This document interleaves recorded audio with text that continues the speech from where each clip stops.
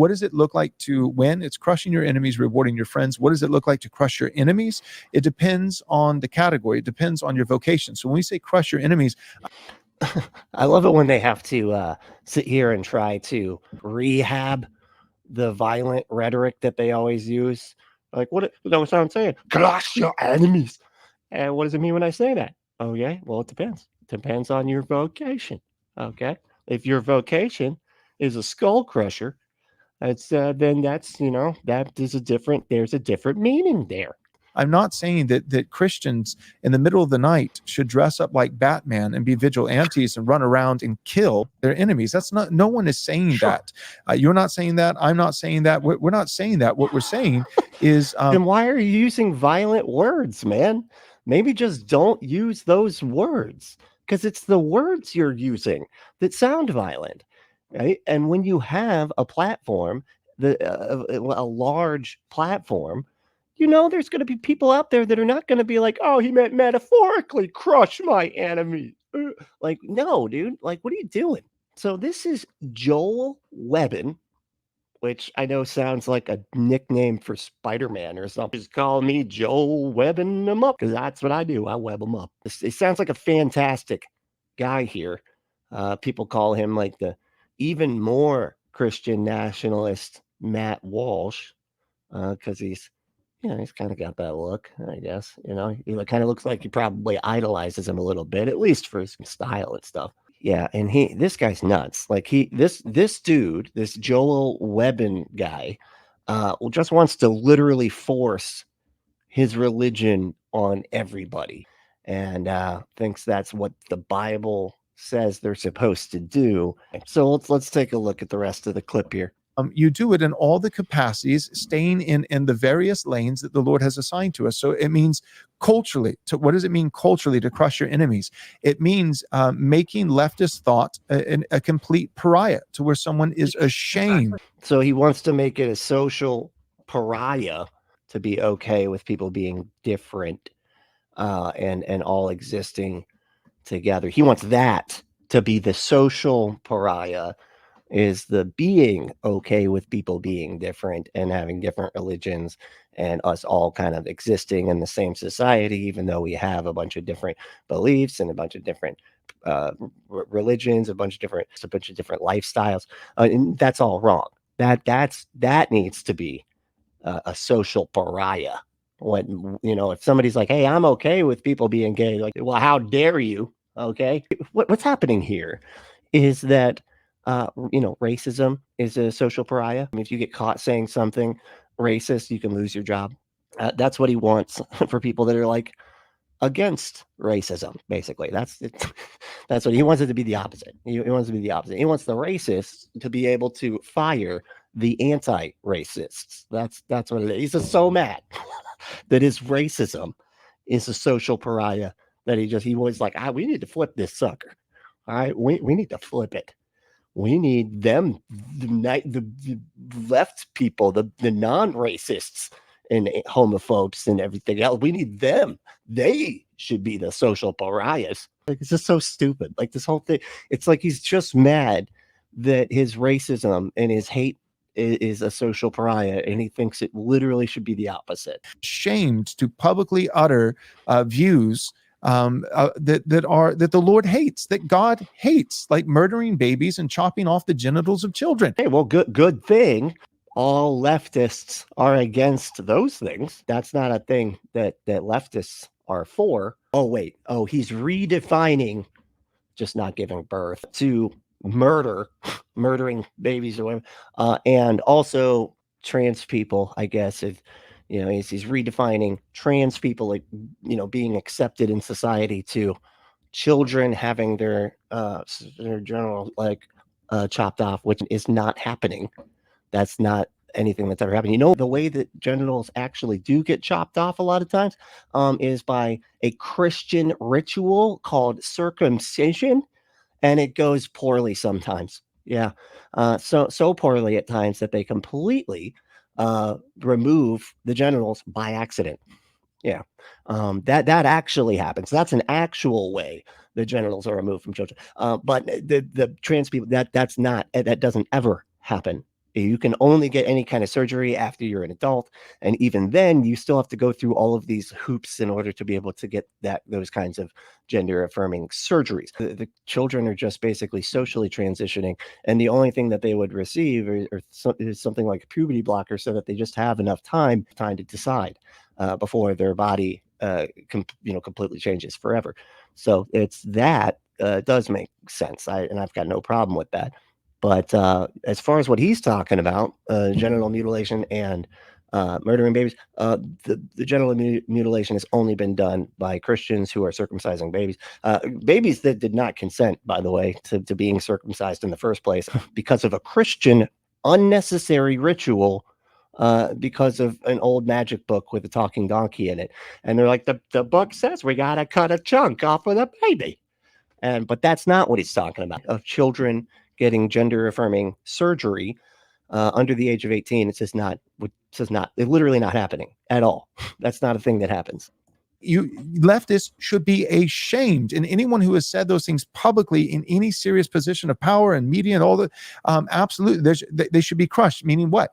They should be crushed.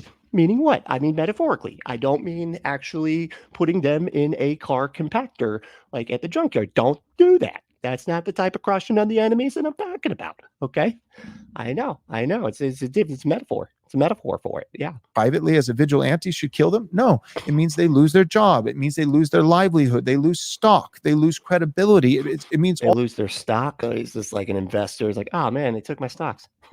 I had stocks and bonds that I had like bought and everything. But because I said that thing about being okay with women having the right to choose whether or not they want to give birth or not, now they took my stocks, I guess. What the fuck? All those things. And if you are a civil magistrate and you have leverage and you have the role and the power to legislating righteous laws. And so again, that's not vigilante, but that's now through the mechanism of the state, legislating righteous laws that would have righteous consequences. I love how he won't go into detail about what that means. What do you mean righteous law? Are we making it a law that people have to follow your religion? And according to who, by the way? Because it's not like Christians all agree as to what their religion even means. It's not like there's 45,000 different denominations or anything and everybody fighting over whose interpretation is the correct one. And of course, nobody can demonstrate that they're right. You know, but you want people to be legislating their religion into law and think that won't cause a huge problem of everybody, like the Catholics saying that you got to do Catholic rituals and other people saying, no, you got to do your evangelical rituals and you got to do this. And it could never possibly work. This is the whole point. This is why we have to keep it separate. Religious people don't even agree with religious people about what religious people should be doing. That's sort of the problem, right? So it's absurd to think that you can put this stuff in law. It's insane. Not to mention, what about the narrow road? What does he forget about the narrow road verse? Like, I thought that Christians were like on the narrow road and wide is the road that leads to destruction. We're just off over here on this tiny road, right? Doing our Christian thing off to the side, right? And everybody else is not believing our religion. And we know that that's the way that things work. That everybody isn't our religion mostly in society, and it's just us in this little corner of society, and we got to just not pay attention to them because we're in this world but not of this world. How can you say that sort of thing if you're trying to control the world? So you're just trying to force the narrow road to be the wide road. That's what you're doing. You're completely going against your own religious beliefs by forcing it on everybody. It's supposed to be something that the individual freely chooses. That's the whole point. It's not supposed to be something that removes free will too. What about free will? Don't you believe in free will? Don't you think that people need to freely choose Christianity and not be forced to abide by it by law? Like, what is going on? This is crazy. Like, I just can't understand how these people think. It's amazing to me. They don't actually think anything out. They're just mad that everybody else isn't living in accordance with their religion. That's it. And they're just so mad. Like, I'm living in accordance to my religion And I'm so mad that there are people over there there are people not living in accordance to my religion, like right over there. They should be in jail right now for not following my religion. I mean, there are kids around here. They can see them. He's drinking and smoking a cigarette. Are you kidding me? Arrest them. And then these are the same people that would sit there and be like, oh, but I should have the freedom to spread a deadly disease if I want to. Okay. Yeah, we get the freedom. All right. You can't, government's bad. You can't have the government telling me what to do. Okay. No, we believe in true freedom, unless you're anybody that isn't part of my religion. And then I say that you should go to jail. That's right. And we should culturally and politically and legally force non-Christians to go to jail. That's right. Yeah, you can live here, sure, in Christian land, but you better pretend. You better pretend my religion's real. What religious person would want that? In social media, if you're a private citizen who owns a business, it means hiring the faithful, hardworking Christians in your church and not hiring leftists who hate you. They hate you. Yeah, they want you dead, right? They're bad guys. They're the bad guys, okay? They're the bad baddies, right? They hate everybody, right? Which is why they are so against people hating people. But they're the hateful ones, okay? They hate you, the Christian business owner, probably. They fired somebody for being gay, and they were like, you should accept people being gay. And they're like, you are hateful, young man. Who are going to demean your that's what we're talking. We're talking economically. What was that sentence he cut up? And they're going to demean your. Anyway, let me start again. Let's back it up. Talk socially, culturally, politically, in all these ways that are perfectly conducive with biblical standards. None of this is biblical standards if you completely leave out the in this world but not of this world and the narrow road and all that type of stuff. But yeah, everything else you're saying, sure. None of this is taking vengeance, an unrighteous, wicked vengeance, which ultimately that belongs to the Lord. He will get eternal vengeance by casting people into hell. He's like saying, it's not vengeance. This is not like God deals with the vengeance stuff. Okay. Vengeance is God's. He's going to send these people to hell. Okay. Do you actually believe that? Because right now it seems like maybe you don't.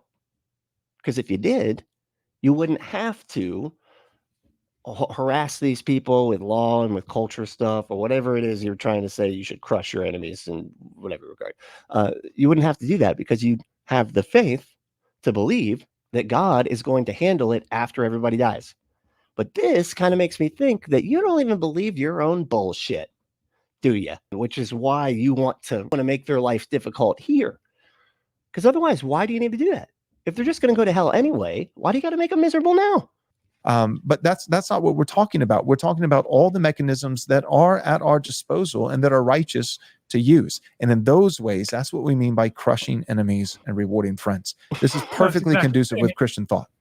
And I mean, there was somebody else there. And this is Kmart Jordan Peterson, I guess. So you got Kmart Matt Walsh and Kmart Jordan Peterson, both of them in a conversation. Hey, buddy, you need a better suit. Okay, can you have a suit that looks like it was made for a Batman villain? Do you have that? And I mean, the kind of legal process thing, I think, is important, right? When people run around crushing their enemies literally through vigilantism, that does not lead to social comedy. No. But it is entirely appropriate. It doesn't lead to social comedy? I mean, it can.